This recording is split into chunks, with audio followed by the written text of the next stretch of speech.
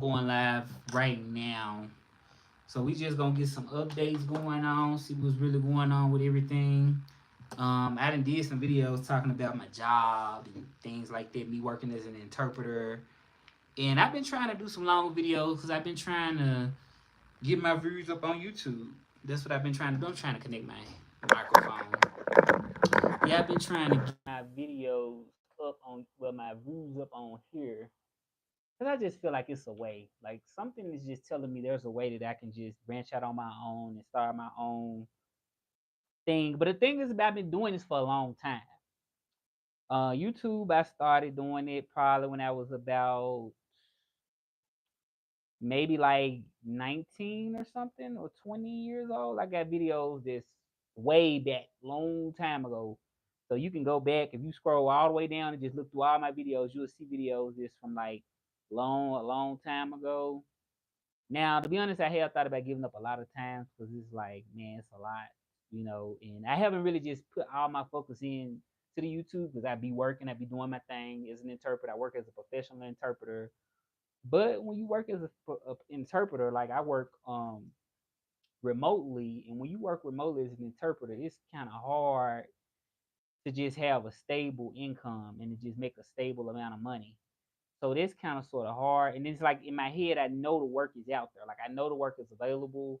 But I'm right now, I'm just working for just one agency because the agency that I was working for previously, they decided to terminate my contract, which is, I mean, I didn't have what else could I really do?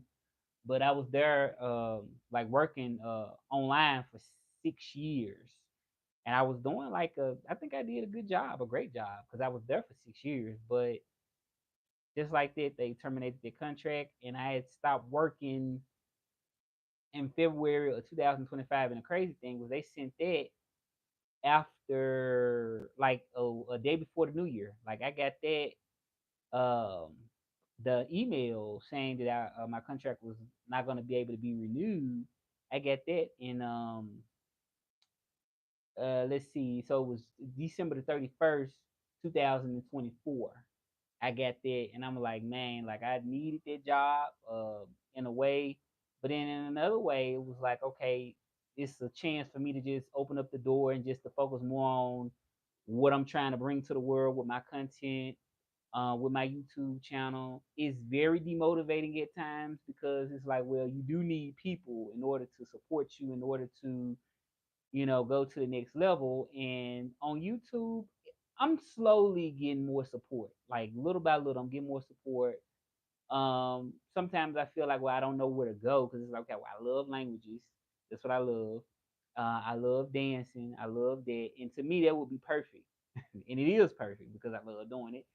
But then another part of me is saying like, oh well, I still have to do something that people are going to really love. So it's kind of like the part of like where I'm like, okay, what should I do? But I've been doing great in the last 3 years as far as like my content.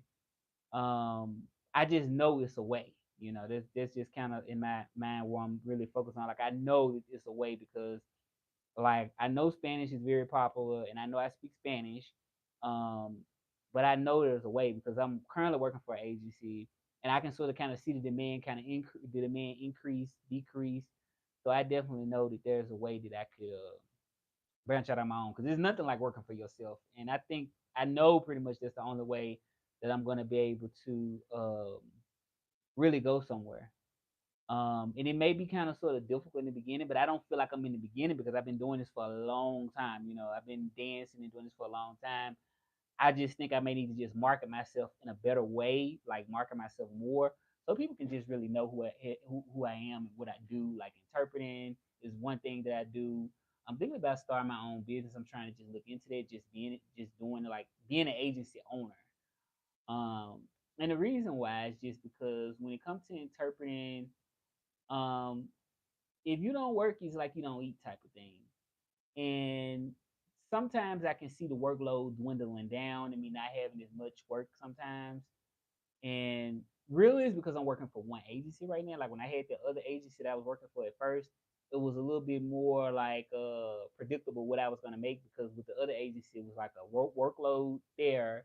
And then with this current agency, it's kind of workload, but just with one agency, I just feel like it's very difficult to just manage and just to plan things financially.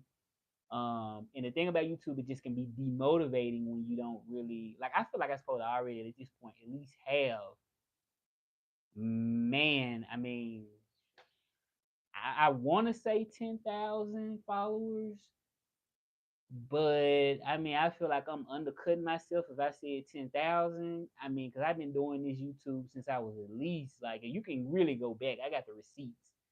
I've been doing YouTube at least 10 years is really an understatement because it's been really much longer than a little longer than that. I would say 36 now. I've been doing YouTube at least since I was like 19 or 20 years old. So at this point, I'm supposed to be in the millions to me. So, but I'm just keep pushing no matter what, because it's good to me to just leave a door open regardless. It's like hitting the jackpot. Just leave a door open, and it's just how I say this. What you got to do, you know. That's the only thing I really can do. But yeah, the situation with the job thing, it's been okay, but it's like the work is there though, and it's kind of like what's demotivating because I know that it's a lot of people that need people that speak Spanish, and I am an interpreter. But it's like when you work through agencies, it's like well they divide the work upon between other interpreters, and like some of the rates are insulting. Some of the rates are very insulting, very super low. But I know that they're the middlemen that are charging those clients of theirs like so much money, so much money, way more, much more than they're giving the interpreter. So that to me, that's kind of like, man, like I just know it's a way. I know it's a way because they still got work coming in if they're agency. Because there's an interpreter agency, you gotta have interpreters, and you have to have projects to, to yeah, you have to have projects.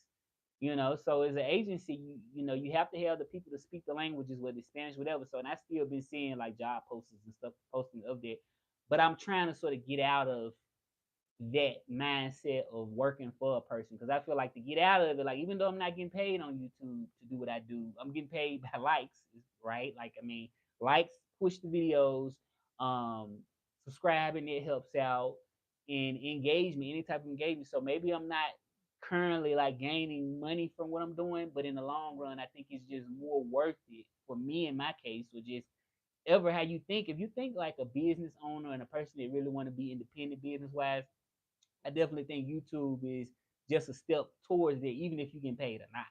I think it's still a step towards it because I can control my own content here. Like, even if I'm not blowing up with a million views, I'm still controlling my own content. I'm still posting the things that I want to post, and I'm still getting this support. And I'm doing it in a very honest way. And it's people that don't do things in an honest way and they still get support. But I'm a very honest person, and I just want to continue to do YouTube and just see what happens. I know that I can do it, just because of my skills. But I just think I just need to keep promoting myself and just keep pushing this marketing.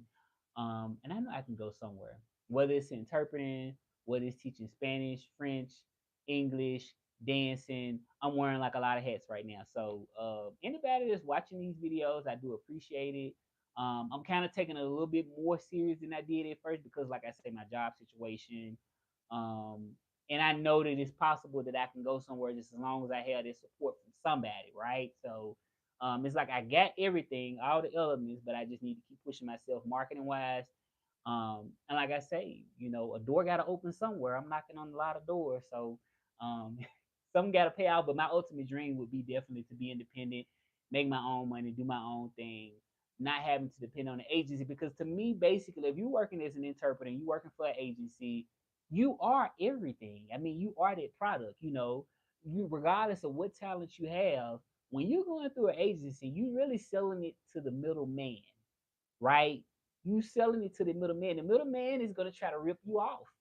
And that's just how it is in the interpreting world. Now, it's the best in that. Now, I go and look at things in this way when it comes down to interpreting. So, as an interpreter, okay, you are the prize. So, you speak the language or whatever. It could be languages, dancing, or whatever talent you have. You are the prize. Okay. So you could sell that prize, which is your interpreting, like whether it's Spanish, English, whatever language French that you speak, or whatever talent you have. You can sell that to an agency, which is you basically giving them your time, and they're just basically just you're going through that middleman and you provide those services directly. So we have you as the interpreter or whatever passion you have. We have you, right? You're like a product to their agency. Then the agency is like right here in the middle. Thank you for the like. Thank you for the like. The agency is right here in the middle, and then you have the direct client. So that's like how it is set up. So um you as an interpreter, well, what I'm trying to do is trying to get rid of this middleman because that is kind of not the best strategy to have if you're trying to be a business owner. I think it's like okay to start out that way, start out kind of working for somebody. It's okay, kind of get your feet wet. But I've been doing interpreting over the phone for 6 years. And like I say, they just terminated my contract just right away, and they terminated their contract in February. Well, they did it December the 31st. So December the 31st, right before the New Year's, I was like in Querétaro. I was having a good time, enjoying myself. And it's like all of a sudden they just terminated their contract. They said your last day is going to be February the I think first or something like that because I had started the contract that was 6 years ago, which was in January. Well, wait a minute, March of wait a minute, yeah, like February 2019. And I know it was like some just BS because I'm like, how am I here like working and interpreting for 6 whole years? And just because of a few complaints I may have had, which they said that, oh, well, you had some complaints. So they had said, okay, the company I was working for at first, the agency, they're very strict. They were very strict, a lot of like red tape, like you could have a perfect call as an interpreter, like a close to perfect, and they just don't even appreciate the fact that you were there, that you're actually helping them. It was, and then you had a lot of providers and things, and just people that just wasn't professional.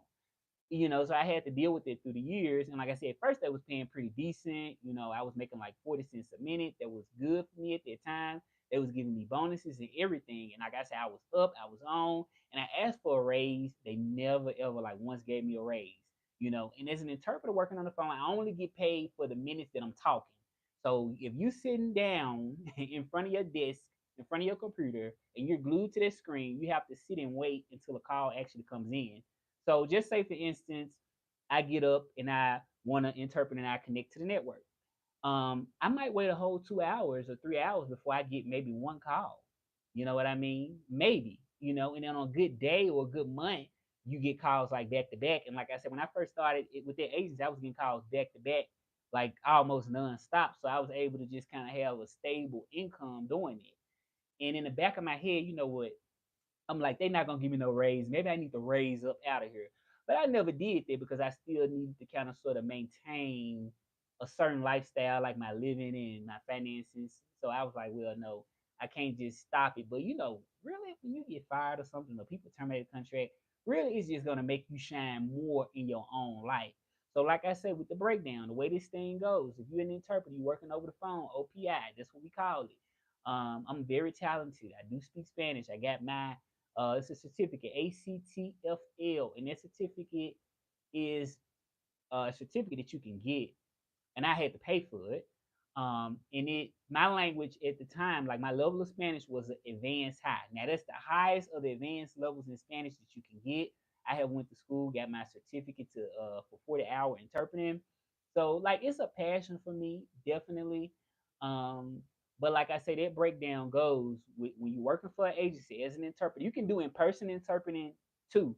Like I have also went to interpret in person and on site. They call it on site. So you actually physically go to the doctor's office or whatever, like they need the services, and you provide those services. But it's never gonna be fair financially because you're gonna always have that middleman when you're working for an agency.